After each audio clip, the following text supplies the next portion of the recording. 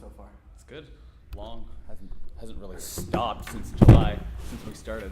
Yeah, we've been on tour now for probably about 5.5 months This now. is the 6th month now. Yep. We started on July 4th.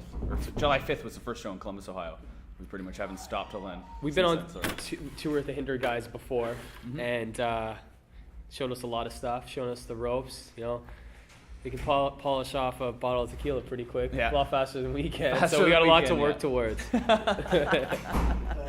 lot of hijinks on this tour. Y'all getting along with the other bands and everything. Yeah, actually, we smashed our bus into a Mexican restaurant.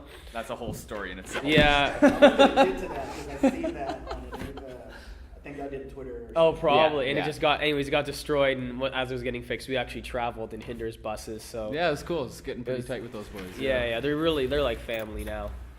Sweet. Okay, you guys are virtually a new band on the rock scene, with your self-titled album that just came out a few months ago. Yep. First, some background information on the band. Well, the band started about 5 years ago. Me and Matt and Doug. We moved up to the city, to Toronto. We were from a small town, like literally one stoplight, one intersection kind of thing. So we got out of there, moved to the city to be close to the music industry, and basically we moved into this little live-in rehearsal space, like 2 bedrooms, 1 bathroom, 1 big room, and it's just you can live there. You could jam from dungeon. Yeah, it was a dungeon basically, from noon till midnight. I'm talking like no windows on the walls for the first 2 years we were there, just these skylights or whatever. So we moved up and we just did that for a long time. Had a couple guys in and out, and then last about a year and a half ago we got Sal in the band. Yeah, we got signed, and then here we are. Okay, and Chad from Nickelback contacted you guys. Yeah. From listening to y'all's demo. Yeah. How did that all come about right there? Yeah, I'll let you take it. Matt's brothers in 3 Days Grace. Brad was on tour with Nickelback. They were opening for Nickelback on tour.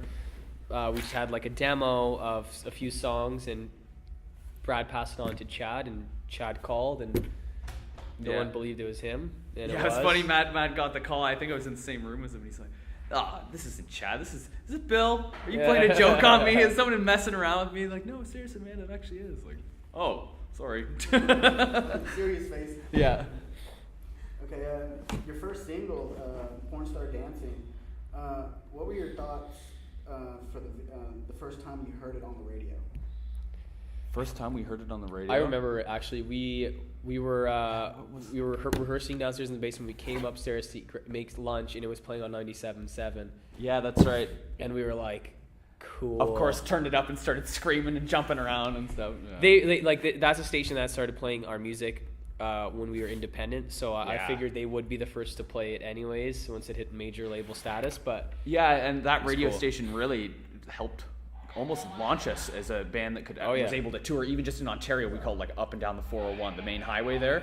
So it's just the 401 tours, because they had a contest back in the day. Actually, my very first show with the band ever. They had a bass player a bit before me, a guy for a couple months or whatever, and then I joined. My very first show was a contest to win $10,000 in this radio station or whatever, and we ended up getting third place in it, but they gave us I think $1,500 or whatever. But that was that, and that summer it sort of started. Chizzy got on our side, and he started getting his gigs around, and that money kind of gave us the push to get a vehicle, start traveling around. So they really did help us out a lot at the very, very beginning. So it's pretty cool. It's all the people that launch a band are the most unassuming people too. A lot of times it was just fans who really believe in you. We have this one fan who literally has told the whole world about us. I think just we'll blog about us. We'll email her cousins in different parts of the States or in different parts of Europe or Canada, and we'll go place and be like, oh, Kate sent us, and we're like really? you don't have to say the last name. We know exactly who they're talking about, and Kate.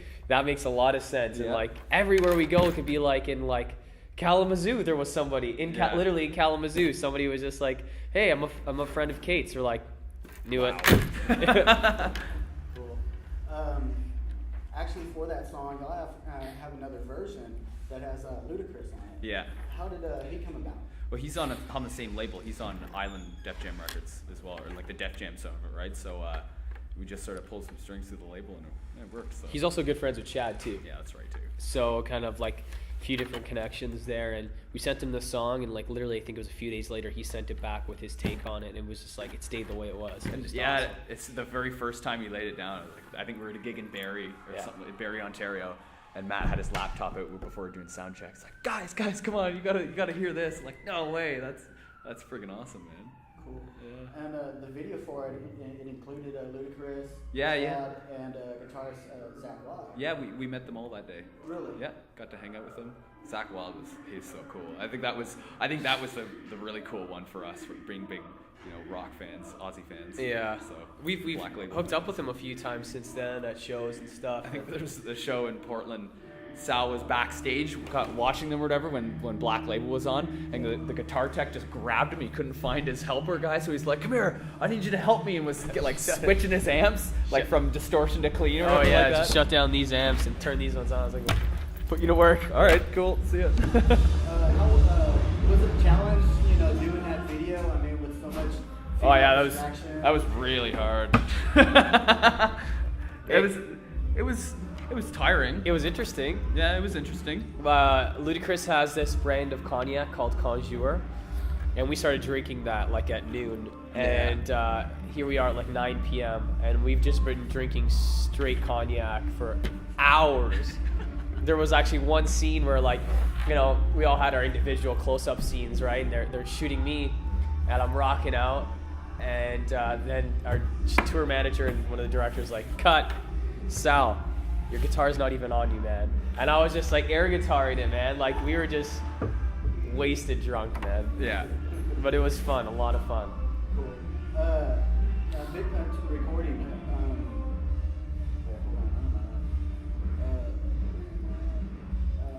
How was the recording? How was it recording with those artists?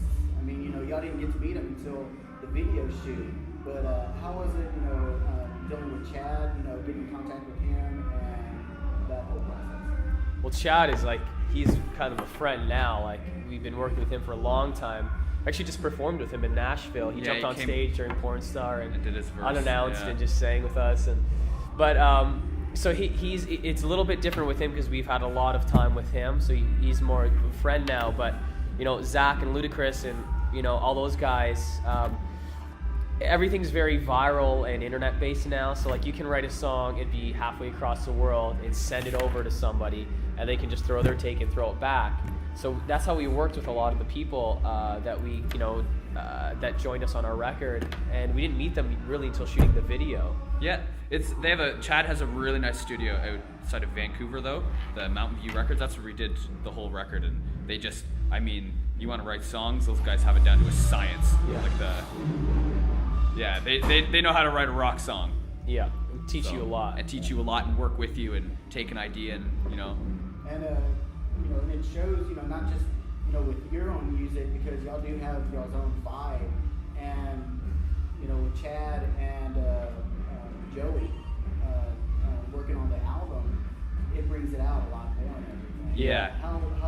What do you feel that y'all learned most working with them, how to produce a quality product. That's one thing. Joey is a perfectionist, and it's really good for you. It's hard sometimes because he just demands the absolute best, but you always know it's just for the greater good, right?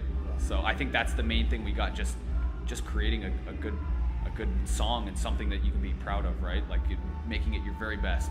I found too, Joey's not really a guitar player, but you learn so much about your instrument from working with him just because he knows how things should sound and should be.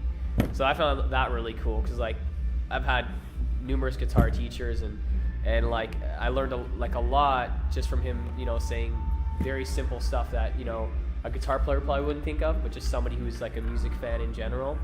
And he's just thinking of just the sound, right? Just what he wants to hear, and then just his way of getting that out of you it's a really cool process. Sometimes it's very hard because you don't know how to do it yet, but you kind of learn as you go. He's the only person that comes to shows still where we're oh, fuck, Joey's here. He's just gonna tell us we suck. No, but it's good though. It just they just want to make you better, right? Yeah. And that's just because they know, like, if you read about the history of Nickelback, like, you have to work that hard. It's crazy. And if you don't, then, you know, it's not going to be the best it could. So you might as well go 110% or even more or as go best home. you can. Yeah, or go home. You mentioned a bit a while ago that you know, you whenever you were learning guitar, you started off background in jazz and flamenco, but your passion was in rock all the time. I actually, originally my passion was completely in rock. To start off, like my sister was kind of like, my middle sister who was like 10 years older than me, was kind of gothic.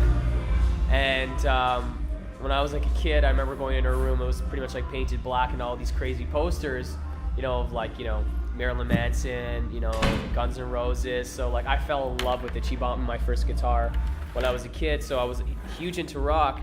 And then I went to university, I studied flamenco music and a little bit of jazz. Brendan actually seriously studied jazz. I didn't really like it. I liked flamenco a lot more. I could fake it. I could never truly play jazz. But me and Sal sort of have the same kind of background. He went to university music in Toronto. I went to a college it's really good. It's a place called Humber. It's kind of like Berkeley. Yeah. It's very like performance based. Basically, they make you strap on I took bass and double bass, and you play every day nonstop. There was about 2 years of my life where I played for about 14 hours a day because you'd have to play all day in school and we'd go home and rehearse all friggin' night. So it was like, I'd get the end of the week and go, man, I haven't stopped doing this for a long time. Like, I gotta take it. Started to develop carpal tunnel syndrome actually, But that's the cool thing about studying different styles of music. At the end of the day, like it just adds to your playing stylistically, and it's more, you know, knowledge that you have at the end of the day. And like when you're writing parts for songs, you know, you have another bank of tricks that you've learned.